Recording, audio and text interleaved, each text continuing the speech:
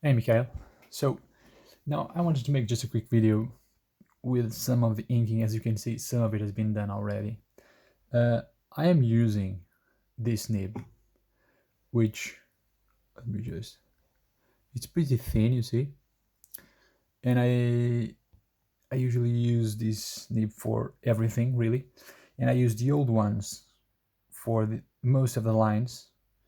So the ones that where the tip is gone a little bit more rounded, and I have another over here that has a new nib that's really thin, and I use that for details like on the faces. That's why on the characters that are drawn already, you see the faces are not inked yet. I can get really thin lines with this one as well, but it needs to be quick. So for precision, I need to be slow, and hence the need for a new uncompromised nib, let's put it like that. One that's thin, that will guarantee me thinness no matter how quickly or slowly I will draw. I know how to get thin layers with this one through practice, and that's usually how it works. So I just put a little bit of ink here, and I apply pressure, for example, for these outer lines, the contour of the character, and I'll just keep going, following the pencil. The pencils are usually not as well finished as this one, but because this one is a commission, I want the original piece to be as perfect as it can be. I play a little bit with accidents. I don't mind not going exactly like it is on pencils, so that's why I let it flow relatively quickly. Also, I got a ton of details to draw, so every once and again I go back there and I dip the pen like I did just now, and then with uh, much less pressure we can get these lines on the interior that go like this on the face. I'll just draw the outer line of the face and of the neck, like in the other characters, leaving the interior for a later moment. It's not usually, it's always the same technique, but the lines will be much thinner than this. And this is, so the same method goes for all the characters over here.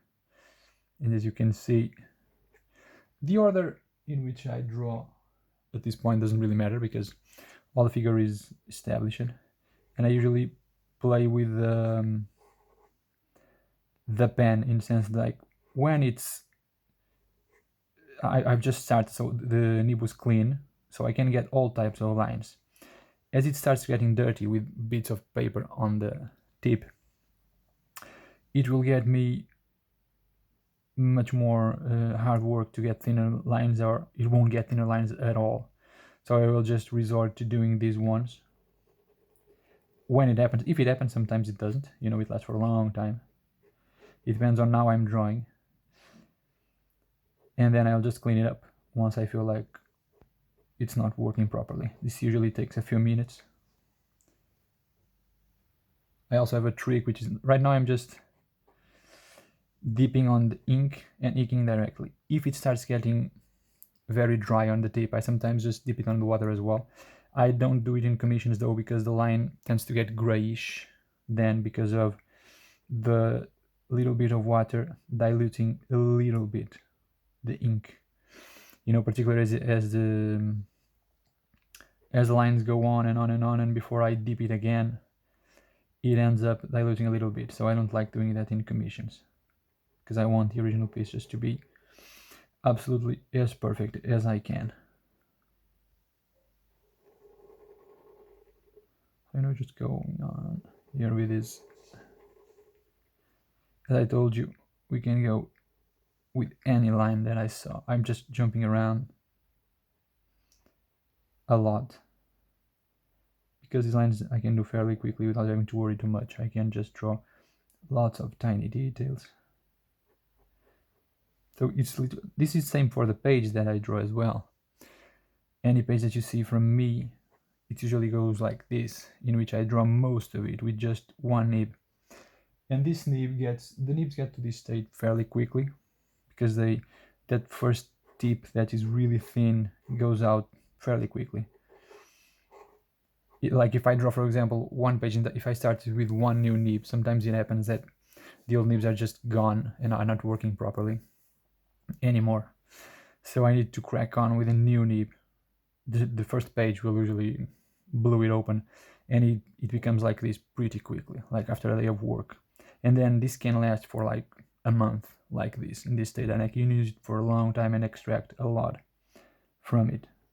Funnily enough, I've been getting some problems with this ink lately, and I don't know why.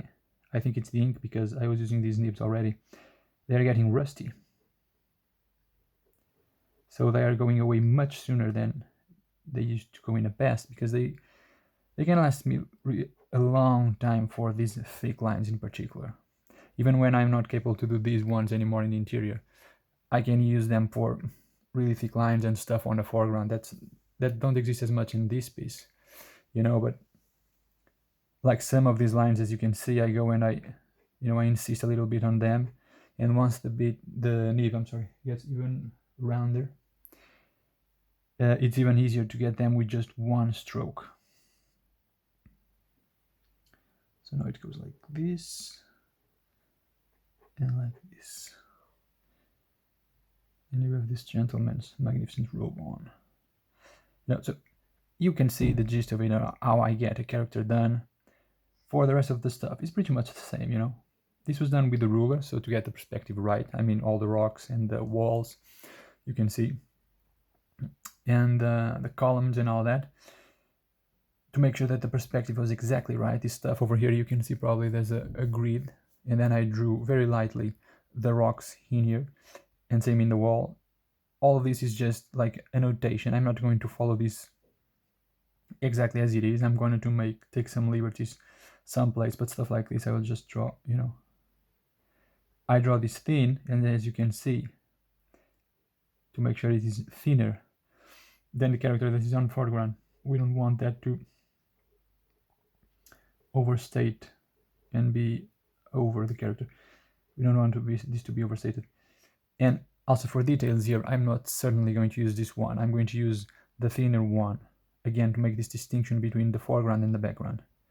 You know, even this line that marks the, you know, I can follow like this, but I ain't gonna go any thicker than this, just to make the distinction between the characters and what is behind. Distinction is very thin, but you know, I'm going to apply some gray tones, so that will help the characters pop a lot more when the final piece is done. So for these rocks, just as a final bit of the video, they are drawn with a ruler on this piece, because we are drawing rocks. I prefer to do freehand, you know, and again play with some of the accents, and you can leave some lines like this. And this has been the case for this stuff over here in the ground. It's already drawn. This one, again, everything with the same nib, because these are on the same level as the characters, and the characters are going to have some half tones or zip tones, however you want to call them. To make them pop, I can use and add the same type of detail. You see the nib now is failing me, it's starting to get dry, so I'll just dip it in water, and then I just do like this, completely dry it up. Try to clean as much ink as possible.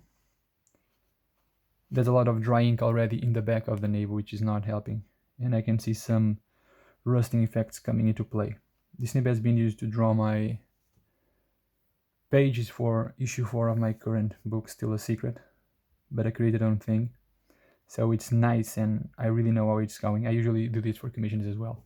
Like I pick a nib that has been used and that is in fine tune, you know, to make sure that we are going to get something really nice out of it. So this is it for now, and I will show you a new one pretty soon.